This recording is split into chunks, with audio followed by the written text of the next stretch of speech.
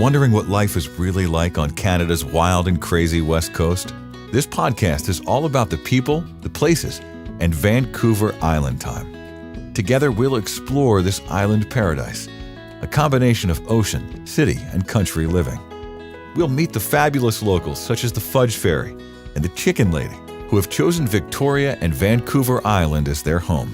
And we'll learn what makes this place unique and special to those who live here. Hello, I'm Phyllis Smith. I'm the director of EWN Podcast Network, and we are so excited and fortunate to have Jane Johnston as one of our hosts. And Jane's show is called Vancouver Island Time. And it's so interesting how Jane came about first landing in Vancouver Island, on Vancouver Island, and then how, she came up even with the title and the kinds of things she's going to do. So I wanted to talk to Jane about that and share that with you so that you can see how interesting she is and how her show is going to be just so fascinating to learn about the people there. And so Jane, thank you so much for the privilege for, allowing me to talk to you and share you with the world. Thank you, Phyllis. And I really do appreciate you taking the time today to talk to me. I know your time's valuable, so I do appreciate it. I totally respect you with all your experience with NBC and working at eWomen Network. And so I just thought, if I'm going to be introduced, I want to be introduced by a pro. So thank you again. Well, it is my pleasure, and we love having you. So first of all, your story about landing in Vancouver Island, you're Canadian, but you weren't always there. So what got you over to Vancouver Island to begin with? Well, I actually grew up in Toronto, which is one of the largest cities in Canada. It's in the middle eastern side of Canada, just above New York State. So you're from the US. Some people don't know where Toronto is. It was a big city. I went to university in a small town called Kingston. I went to Queen's University. I really liked the size of that city. And then when I did my teaching degree, I ended up in New Brunswick in another small town called Fredericton. And I had the opportunity when I went back to Toronto to come out to Victoria to teach at Pearson College. And I'd applied to be a student at Pearson College when I was a teenager. I didn't get in, but I knew of its reputation. So I thought, wow, I have to go out and see Victoria. And I'd been out here when I was 16. I loved the West Coast. And so when I saw the size of the city, I just fell in love with it. It has all the amenities, it has beautiful restaurants, it has a gorgeous scenery, and I just thought, I want to live here. So I worked for 4 years as a teacher in the summers, and I'd go actually from the West Coast directly to the East Coast to New Brunswick, and I could compare the two, and I decided in the end that I wanted to live on the West Coast. So I came out here in '99 to teach and do my master's in education. And then I got into real estate. And so when I finished my master's, I just decided, okay, that's it. I'm staying. They're not getting rid of me. And you never left. You went out in 19, that was it. And yeah, you're there to stay. So, you said it has all the amenities. So what does that mean exactly? You said it's got scenery, but there's something else really unique about it. I mean, when people think of Vancouver, then there's Vancouver Island. So why don't you explain the difference of the two and some of the unique things and people that live on the island? Well, Vancouver is a very cosmopolitan city. It's very large. I think it's the second or third largest city in Canada. It's huge. It takes hours, just like Toronto. It takes an hour and a half to get anywhere. Victoria, on the other hand, 20 minutes and you're there.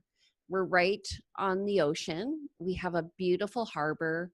We have a really colonial type setting. So it feels like a lot of people who are British feel like they're at home when they come here. We have great restaurants. We have a beautiful museum, art gallery. We have a symphony. We have lots of arts and culture. And then the people here are kind of eclectic. And I have to tell you, when I first decided to move here, my dad gave me a bit of a hassle. He's like, Jane, those people on the West Coast, they're too laid back. So I thought, okay, well, Where's he from? I just have to too laid back. Where's he? there's Scotland. Okay. And he came from a small town. He liked living in Toronto. So anyway, I came out here, and I just find that people here, a lot of people don't ever leave the island. You don't have to. You can go skiing, you can go kayaking, you can go inner tubing on the river. It's just really, really pleasant and pastoral. I live on an acre, 20 minutes from downtown Victoria. I have a view of the ocean. I can walk to the beach from my home. I couldn't do that in Toronto. So that's why I love it. It really sounds like a little piece of heaven. But I know that there's going to be some really interesting people you're going to interview for your podcast. So can you just name, give us just an overview, like a quick little something about maybe a couple of them that you're going to be talking to, and you're going to be going on location, which I love that. So I think that really is going to be fun. Well, actually, yesterday I went to interview my very first person, Leslie Hopkins, and while I was waiting for her, the bubble man showed up. So this guy walks around with a huge bubble stick, and that he dips, and he releases bubbles into the air for everyone to enjoy. So that was hilarious. I put that on my Facebook page. And then there's the chicken lady. So she raises chickens. She tells little stories about them. She's actually not yet agreed to be on the show. I'm working on her because she's such a fabulous personality. There's the fudge fairy. So this lady makes fudge, and of all different colors and shapes and tastes, and she sells it on her roadside. And actually the bus used to stop outside her house to for everyone to stop off and buy some fudge. So that's the kind of, it's so small that it allows people to be unique and special, and really do the things that they want to do out here. A lot of people don't work just one job. They do what they love to do, what is their passion. And I guess that's what I'm trying to find out, what everybody's passion is. And it just seems like it's a little niche, this like little place, and that, so many people, I mean, I'm from the States. I live in Dallas. I might not have considered going to Vancouver Island for a vacation. You think of Vancouver, but when you think of what you're doing is you're really exposing us to this little piece of heaven, this little piece of the earth that, and some really little, some interesting people that live there. And I do want to say that you're also a real estate agent, and it seems to me that it's not one of those, I can't do it, I'm just going to make some extra money and become a real estate agent. But it's really, you really love what you do because of the environment, and what you're selling seems to be a passion of yours. Right. Well, I find that as I work with people, I get to know them on a very personal level, and I find out what makes them tick. And, when they first come to Victoria, I'm asking them, what kind of neighborhood are you looking for? What type of people do you like to hang around with? So yesterday we were in Fernwood, which is a very relaxed kind of hippie type community. Everyone paints the power posts out, the wooden power posts on the road, different colors, whatever's in front of their house, however they want. It's about 6 feet tall. Like, that's kind of a unique area. It has its own community garden and public theater. Or maybe you want something that's kind of out of reality, I should say, kind of souk, which is in the middle of nowhere. You have really dramatic weather, lots of fog, and beautiful sunrises. It's on the West Coast.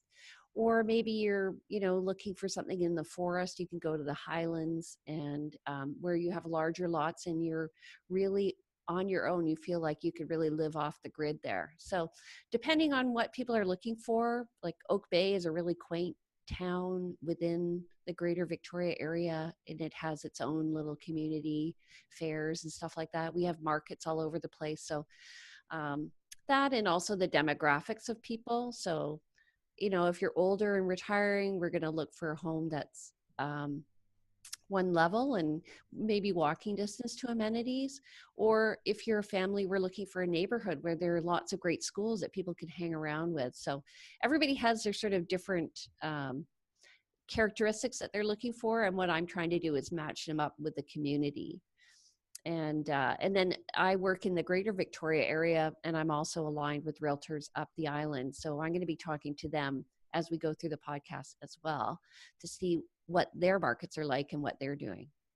I love it. And I just love the idea of exposing people to something that, they've never been, might never have known about, and meeting people they never have known about. And so I'm excited for you. And so you are actually, so you're launching today, and you'll have a weekly show. And people can listen to your show in several different ways. One is through the EWN podcast network.com. They can find you there, but you also have your own site as well where your podcasts will be. Is that correct? Yeah, it's called VancouverIslandTime.com. And how we came up with the name was, first of all, we thought of Vancouver Island Times, kind of like the news, so figuring out what's going on that's newsworthy. But then we also thought, about island time and how we're a little laid back here. And say it like your dad says it. Say it like your dad says it. They're a little laid back there. I once hosted a meeting using my Scottish accent the whole time. Sometimes I get asked to do it, but I didn't feel very comfortable. Oh, you remind me of my favorite when you talk like, I don't know. It reminds me of my favorite show that I'm watching now. Oh my gosh, it just slipped my mind, but it's all in Scotland. And anyway. Oh, I know. Outlander. Outlander. Yes. Outlander. And he's always saying, "I done again," and I'm like, "Oh, I know that." Anyway, that's great. So Vancouver. So again, you came up with the name. It was Vancouver Island Time, and so because we want us to be about the whole area. People who are moving to the West Coast. So one thing I should mention is it's January here right now, and there is no snow on the ground. So that's a unique fact to Victoria and southern Vancouver Island. There is a ton of snow up island where people can ski at Mount Washington, and that's a world-class resort. So we wanted something that reflected the whole island, because there's lots to see and do here, not just in Victoria, but all throughout Vancouver Island.